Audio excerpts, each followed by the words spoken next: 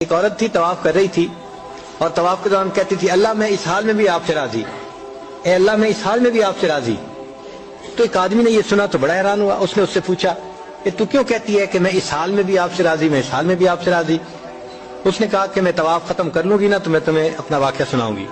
چنانچہ اس عورت نے اپنا واقعہ سنایا کہ میرے 3 بچے تھے، میں گھر کے اندر ایک دن تنور پہ روٹیاں پکا رہی تھی تو میرے بڑے 2 بچے جو تھے وہ گھر میں کھیل رہے تھے کمرے میں، اچانک مجھے شور کی آواز آئی تو وہ کہتی ہے کہ میں نے جب شور سنا تو میں وہیں سب کچھ چھوڑ کے تنور پر آٹا روٹیاں تو میں کمرے کی طرف بھاگی۔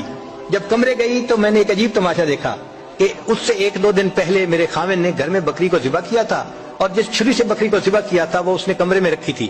تو میرے دونوں بچے کھیلتے کھیلتے ان میں سے ایک نے دوسرے کو کہا کہ تمہیں پتہ ہے کہ ابو نے بکری کو کیسے ذبح کیا تھا؟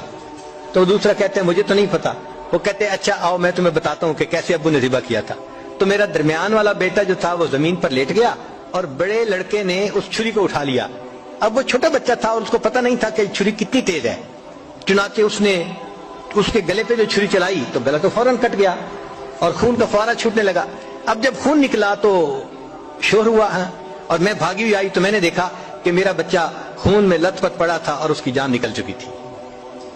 اب میں نے سوچا کہ میرا بڑا بیٹا کہاں ہے جس نے یہ حرکت کی تھی؟ وہ ڈر کے بھاگ گیا تھا اور کہیں چھپ گیا تھا۔ کہنے لگی میں نے اسے دوسرے کمروں میں دیکھا تو کہیں نظر نہیں آیا۔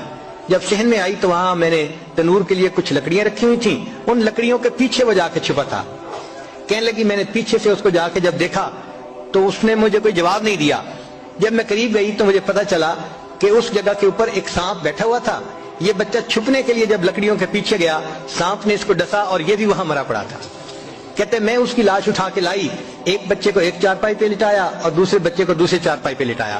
پھر اس کے بعد میں نے فیل کیا کہ میرا تیسرا چھوٹا بیٹا جو کرالنگ کرتا تھا، رینگتا تھا، وہ کہاں ہے؟ وہ مجھے نظر نہیں آ رہا تھا۔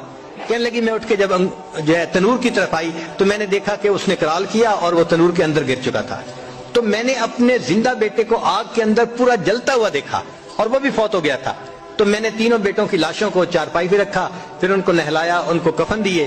جب تینوں کے جنازے ایک دن میں گھر سے نکلے تو میں عمرے کے ارادے سے آ گئی۔ اب میں طواف کر رہی ہوں اور اپنے اللہ کو کہہ رہی ہوں اے اللہ میں اس حال میں بھی آپ سے راضی ہوں۔